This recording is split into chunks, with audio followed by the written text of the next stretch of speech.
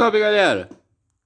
Há alguns minutos eu postei a correção da prova de História da ESA desse ano, beleza? Que foi aplicada ontem, dia 3/10/2021. Não sei qual vídeo você tá vendo primeiro, qual vídeo apareceu primeiro para você, mas agora eu vou fazer uma correção da prova de Geografia. Eu sou o professor Paulo Castro, sou professor de História e Geografia, trabalho com turmas de preparatório para concursos militares e a gente vai corrigir agora a prova da ESA. Mesma coisa que eu falei lá no vídeo de História, né? Se você está assistindo esse vídeo primeiro, eu vou dizer aqui também. Eu fiz esse vídeo especialmente para os meus alunos que tiveram aula comigo presencialmente nesse ciclo aí para a ESA desse ano. Mas esse vídeo é uma correção da prova em si, beleza? As questões da prova, e ele serve para qualquer um que tenha feito a prova, que vá fazer no próximo ano, em 2022, beleza? Material aí para te ajudar. Primeiro, antes da gente entrar nas questões, eu vou deixar também a minha impressão dessa prova de Geografia.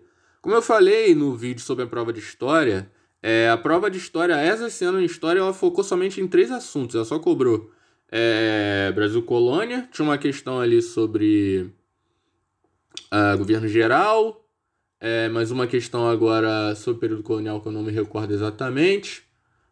Tinham 2 questões sobre expansão ultramarina, né, grandes navegações portuguesas e a questão comercial da expansão ultramarina, e também 2 questões sobre a República Velha. Uma sobre a proclamação da República, sobre a queda do Império, e outra sobre os primeiros anos da República. Então ela basicamente focou em 3 assuntos. Mas a prova não estava difícil. A prova estava bem fácil até. Tinham 2 questões ali com algumas pegadinhas bem padrão ESA, né? Isso aí a ESA não mudou. Mas foi bem atípico. Esse lance aí de botar 6 questões, 2 de 3 assuntos somente, 2 de cada assunto, eu nunca vi a ESA fazer isso, sinceramente. E eu analiso provas da ESA desde a década de 80, beleza? Agora, com Geografia, galera, eu vou confessar que eu não esperava uma prova tão pesada. A prova ela veio muito técnica. Eu tenho certeza que a galera suou um bocado para fazer essa prova de Geografia esse ano, beleza? Particularmente para meus alunos, a galera que teve aula comigo esse ano,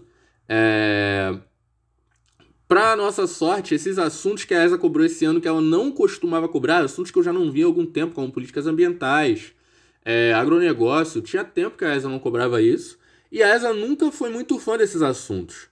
Assuntos como industrialização, por exemplo, não apareceu nenhuma questão, e vinha aparecendo de forma consecutiva, praticamente desde 2016. Em 2018 não teve nenhuma, mas em 2019 tiveram 2 para compensar. Então foi um assunto que repetidamente vinha aparecendo e não apareceu esse ano. Em História, por exemplo, Era Vargas apareceu todas as vezes, desde 2016. Esse ano não apareceu. Era o assunto que todo ano caía na ESA. Em 2018 também não caiu nenhuma questão sobre Era Vargas em História, mas em compensação também em 2019 foram 2, a exemplo do que aconteceu com Geografia. Então, assim, a ESA ela quebrou alguns paradigmas, vamos dizer assim. E a prova de Geografia ela veio muito técnica esse ano. Ela veio um pouquinho pesada. Eu tenho certeza que deu trabalho pra galera. Mas a gente vai ver essas questões agora uma por uma e vamos desvendar isso daí. Primeira questão. Essa daí, para quem estudou fronteiras, eu lembro que os meus alunos a gente bateu bastante na questão do fuso horário, aquelas questões que tinham aqueles cálculozinhos chatos, mas a gente também falou bastante sobre os conceitos das fronteiras terrestres e marítimas, dos direitos do mar do Brasil. E caiu essa questão aí muito fácil. Foi um presente que a banca deu. Vamos lá. Bem mais que um limite, a fronteira é sobretudo uma zona de interações. A Constituição Brasileira de 88 considera nas fronteiras terrestres a faixa de fronteira uma largura de 150 km, 10 km, 200 km, 50 km ou 100 km. Galera, isso daí não tem o que problematizar, não tem o que discutir, não tem o que interpretar. A área de fronteira vai ser 150 km para dentro, 150 km para fora, beleza? Do território. Então a fronteira não vai ser só a linha imaginária que divide os territórios, né? Linha imaginária entre aspas, porque boa parte das fronteiras terrestres do Brasil são divididas pelos rios ou por acidentes geográficos. Mas não vai ser somente aquela linha, entre aspas, que vai separar o que é Brasil do que é Bolívia, o que é Brasil do que é Paraguai, por exemplo, o que é Brasil do que é Chile. Chile não faz fronteira com o Brasil, já foi questão da ESA. Mas não vai ser só isso, beleza? Uma área de 150 km vai demarcar essa chamada faixa de fronteira ou área de fronteira, beleza? Letra A é o gabarito dessa questão. Isso foi algo inédito na ESA. Isso aqui tem cara de questão da SpaceX. A ESA nunca tinha colocado um mapa na sua questão. Eu me lembro que com uma turma que eu dei aula também esse ano eu falava isso. Coisas que a ESA não cobra nas suas questões, que elas não colocam nas suas questões. Gráfico, mapa, imagem. A ESA nunca trabalhou com isso. Esse ano eles me desmentiram, beleza? Mas esse mapa aí, ele é clássico, né? A primeira vez que eles colocaram mapa, pelo menos que eu me lembre, né? Salvo engano, mas que eu me lembre, essa foi a primeira vez que a ESA usou mapas nas suas questões. Mas um mapa muito clássico, beleza? Sobre as massas de ar. E esse é um tema que eu falei para os meus alunos, vai ter uma questão sobre dinâmica climática esse ano. E acertei, porque todos os anos teve. Essa foi a 7ª questão de 2016 para cá sobre dinâmicas climáticas. Então é um tema que vem caindo muito. E já fica um alerta aí para vocês que vão fazer no próximo ano. Assuntos como dinâmicas territoriais ou políticas territoriais, Amazônia, Nordeste, Mercosul.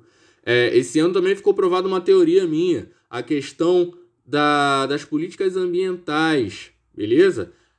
Dinâmica climática, agronegócio, são assuntos que são muito atuais, beleza? Esses assuntos estão tendo uma importância muito grande no contexto atual do Brasil, então isso vai passar a cair com mais frequência nas provas. Fiquem atentos, tranquilo? Esse ano isso ficou provado. Vamos à questão, tô falando pra caramba. O Brasil tem um território de dimensões continentais. Suas terras se estendem pela zona climática intertropical e seu litoral é igualmente extenso. Essas e outras características imprimem no clima nacional forte influência das massas de ar oceânicas. Observe as massas de ar que atuam no território brasileiro e analise as afirmativas abaixo. A gente tem aí os mapas com as atuações das massas durante o verão e durante o inverno. Número 1. As massas de ar equatoriais e tropicais têm sua atuação acentuada no inverno. Atenuada, perdão. Vou ler de novo porque eu li errado. As massas de ar equatoriais e tropicais têm sua atuação atenuada no inverno. O que seria atenuada? Reduzida, beleza? Nesse contexto significaria reduzida. Em função do avanço da massa polar atlântica. Isso está certo, galera? Tá certo. Inclusive o mapa ele mostra isso. Aqui durante o verão a gente vê a massa equatorial atlântica e a massa equatorial continental durante o verão, no mapa aí à esquerda, com uma atuação bem mais ampla. E essa atuação no inverno ela vai ser bem mais reduzida. Em contrapartida, a massa de ar polar atlântica aqui embaixo, no mapa à direita, o mapa aí da parte do inverno, ela vai ter uma atuação com uma extensão muito maior pelo território. Beleza? Então, a número 1 está correta, como é normalmente o padrão de questões com essas afirmativas aí para serem julgadas. A número 1 quase sempre, em 90% dos casos, está certa. Não é em 100%. Preste atenção. 2. Em grande parte da Amazônia, o clima é quente e úmido o ano inteiro, porque permanecem atuando as massas quentes e úmidas, massa equatorial continental e massa equatorial atlântica. Isso aí tá certo? Tá certo, galera. Uma coisa que eu sempre falo com meus alunos. Quando você for lembrar do clima da Amazônia, você vai lembrar do quê? Chuva e calor. Quando? O ano inteiro. Beleza? Galera, e se tiver alguém aí de Manaus, da região norte em geral, assistindo esse vídeo, vocês podem provar isso no dia a dia de vocês. Aí chove pra caramba e faz um calor absurdo o tempo inteiro, o ano quase todo. Beleza? E as responsáveis por isso são exatamente as massas que atuam nessa região. A massa que atua diretamente, que é a equatorial continental, e a massa equatorial atlântica, que vai levar a umidade do litoral para o interior. Professor, a massa continental, as massas continentais, elas não são normalmente mais secas? Sim, só que aí você tem que levar em consideração a questão da Amazônia, beleza? A floresta amazônica. A floresta amazônica, ela provoca um processo de evaporação muito grande, beleza? Então, quando você tem uma massa muito quente atuando sobre uma floresta equatorial, você vai ter essa questão da evaporação e é isso que causa a umidade constante naquela região, beleza? Eu costumo falar que a região norte, ela foge à regra dos climas equatoriais, beleza? Exatamente por essa umidade, né? Os climas equatoriais e continentais, vamos dizer assim, exatamente por esse excesso de umidade. Então, a 2 também está correta. 3. Na área central do país, por consequência do encontro da massa tropical atlântica e a massa polar atlântica, forma-se uma frente fria e há ocorrência de chuvas fortes no inverno. Não, galera. Área central, não. Na área central, não. Na área central, a gente vai ter, por consequência da massa polar atlântica, a friagem, não a frente fria. São coisas diferentes. Beleza? Eu postei um vídeo no meu canal há poucos dias falando exatamente sobre isso. E esse assunto, friagem e frente fria, caiu na ESA 2018. Beleza? Tá errado isso aí.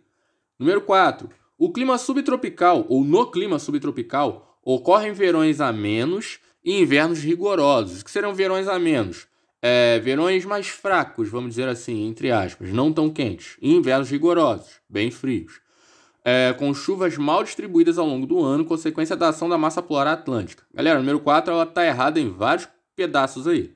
Clima subtropical. Ocorrem verões amenos e invernos rigorosos? Para você que não é do sul, talvez você ache que faça frio no sul o tempo inteiro, mas não é assim não. O clima subtropical vai pegar a região sul, parte do Mato Grosso do Sul e parte de São Paulo. Ele é um clima que eu costumo falar que ele é 880. O verão lá é muito quente, o inverno é muito frio. Beleza? Verão 40 graus, inverno abaixo de zero.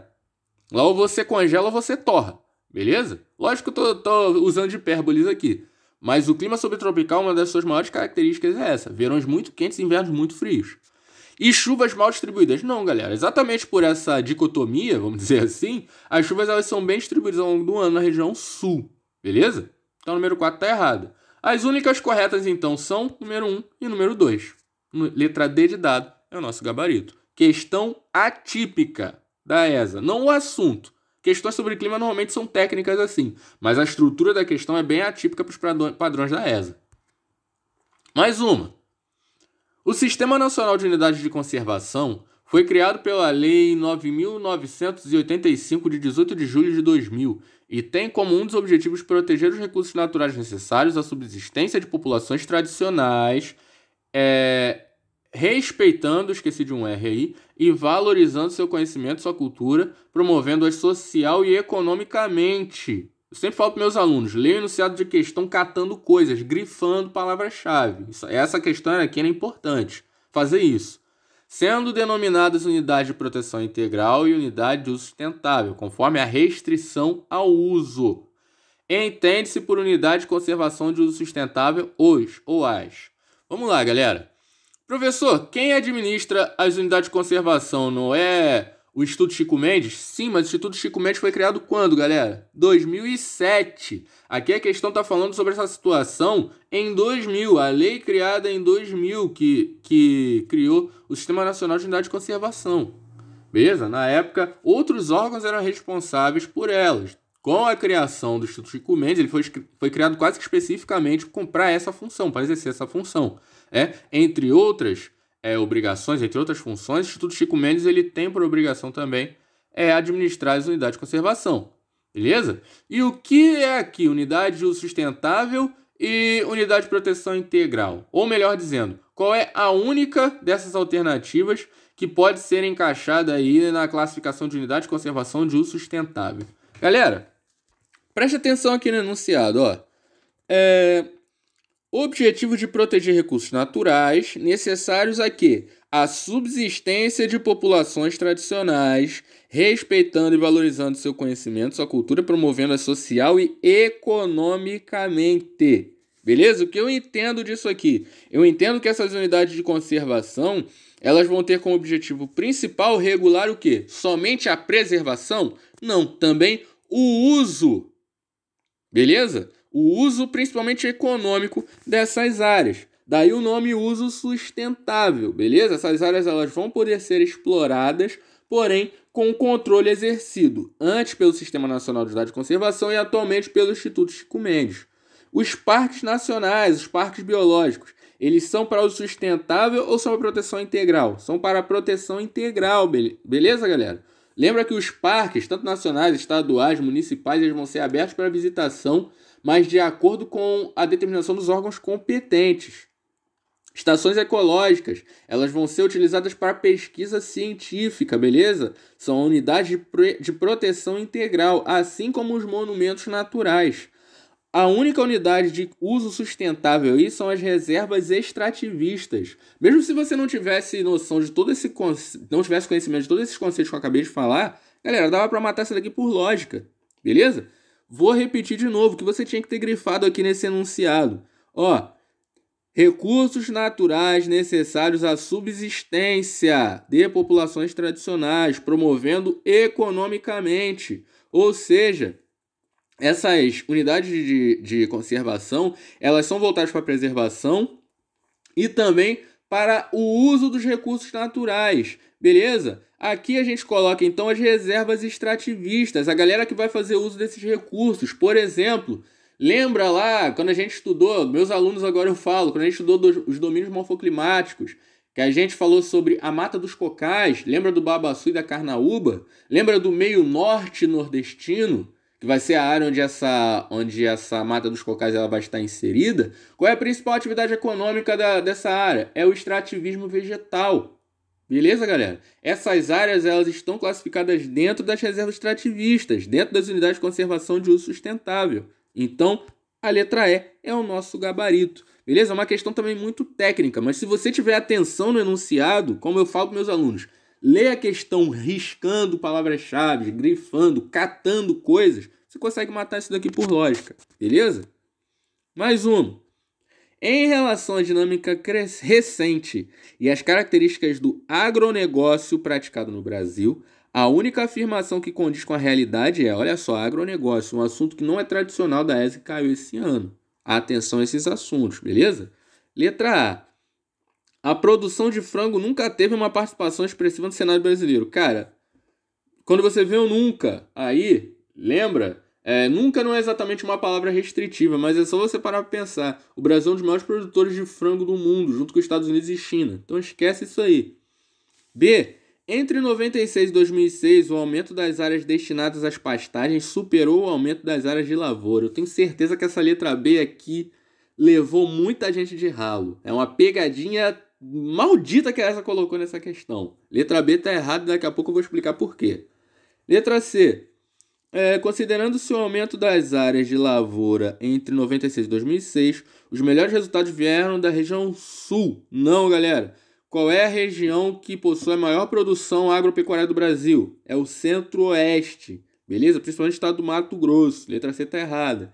Letra D. Estudos recentes apontam uma tendência de diminuição do número de estabelecimentos rurais especializados. Eu estou falando aí dos grandes latifúndios com maiores recursos voltados para a exportação. Houve diminuição do número desses tipos de propriedade rural? Claro que não, houve aumento. Beleza? O Brasil é um país agroexportador, nunca se esqueçam disso. Letra E. No que diz respeito à pecuária bovina, percebeu-se uma tendência de interiorização nas últimas décadas. Tá certo? Tá certo, galera. Interiorização. Lembra que eu acabei de falar aí, a justificativa da letra C. A região que possui os maiores índices de produção agropecuária é o Centro-Oeste, é o interior do Brasil. E essa fronteira agropecuária ela está migrando mais ao interior ainda. Saindo um pouco, não saindo, né? Mas caminhando do Centro-Oeste para o Norte. Beleza? Lembra do Arco do Desmatamento, meus alunos aí, Arco do Desmatamento, avanço da fronteira agrícola, beleza? Letra E é o gabarito. Professor, por que a letra B está errada? Veja bem, uma das poucas questões que eu vi até hoje na ESA com teor interpretativo. O aumento das áreas destinadas às pastagens superou o aumento das áreas de lavoura. Professor, as áreas de pastagem não são maioria em relação às áreas de lavoura no Brasil? Sim.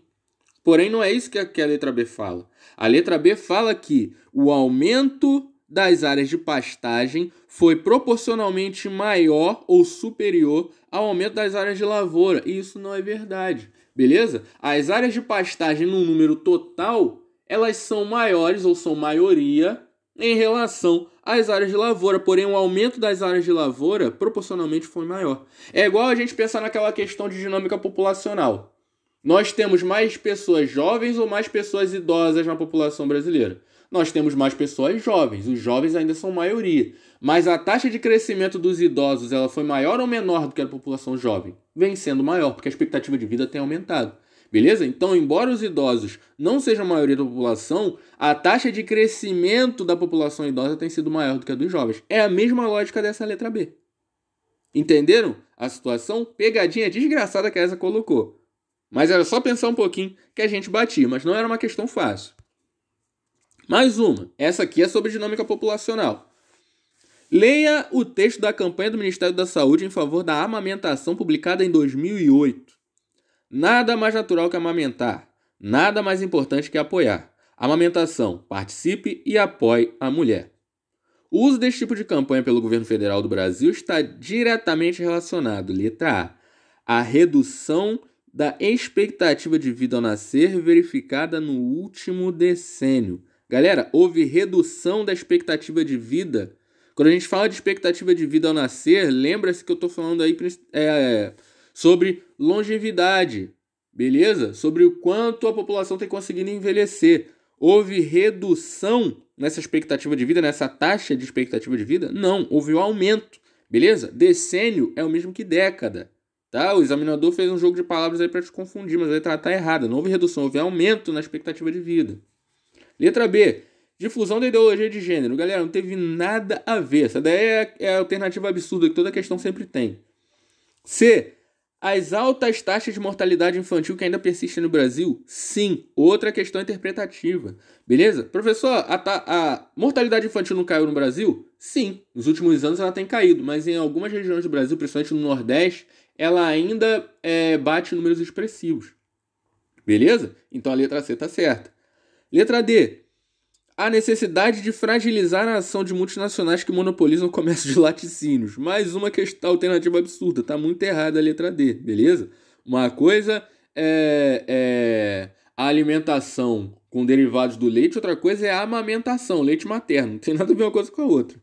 Letra E. As elevadas taxas de fecundidade verificadas no país nas últimas décadas. Não, galera, mesma coisa da letra A, só que aí é a lógica inversa.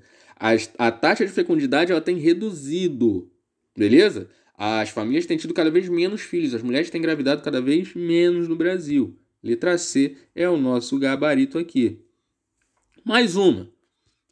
Marcado por diferentes características físicas, o Nordeste brasileiro é comumente dividido em 4 sub-regiões: Meio Norte, Sertão, Agreste e Zona da Mata. Das características abaixo, a única que não se encontra diretamente relacionada às peculiaridades da Zona da Mata nordestina é... Eu quero a alternativa errada aí, olha esse não em caixa alta e negrito. Presença de latifúndios. Isso aí tá certo? Em relação à Zona da Mata? Tá certo, mas eu quero a errada, beleza? É na Zona da Mata, no litoral do Nordeste, que eu vou ter as maiores propriedades rurais, que eu vou ter maior taxa de industrialização, maior taxa de urbanização, maior desenvolvimento econômico, beleza? Clima tropical úmido. Vou ter o clima tropical na Zona da Mata? Sim. Além do clima tropical, vou ter o clima litorâneo. Solo de Massapê. Vou ter o solo de Massapê? Sim. Beleza? Principalmente nas áreas de produção de cana-de-açúcar. Letra D, vegetação de caatinga. Opa, vegetação de caatinga eu vou ter na Zona da Mata? Não, vou ter vegetação de caatinga no sertão nordestino. Beleza? A maior parte da região Nordeste, a região característica do Nordeste, ou sub-região característica do Nordeste. Letra D é a única errada, beleza? E por isso é o nosso gabarito. Galera, espero que vocês tenham curtido esse vídeo, ele ficou um pouquinho mais longo do que eu esperava, mas tinha alguns detalhes que a gente não podia deixar passar batido. Gostou? Deixa o like, se inscreve aí, dá uma moral pro nosso trabalho, beleza? Divulga esse vídeo pra galera, com teus amigos aí que estudam com você, que vão fazer a prova no ano que vem, que fizeram esse ano, que estão despertando interesse, beleza? Quando o Instagram voltar, eu tô postando esse vídeo aqui no dia 4/10/2021, todas as redes sociais do Facebook caíram. Então quando o Instagram voltar, vai lá e segue a nossa página, tem uns materiais bem interessantes lá que vão te ajudar, beleza? Como eu falei, muitas questões que caíram esse ano, eu havia postado materiais a respeito, né? Essa questão aí climática, questões sobre a proclamação da República, questão religiosa, questão militar, questão abolicionista, que caiu na prova esse ano. Postei na minha página dias antes da prova, papo de uma semana antes, entendeu? Então, quando o Instagram voltar, curte lá a nossa página, segue o nosso trabalho, dá essa moral aí pra gente, beleza, galera? Valeu, tamo junto!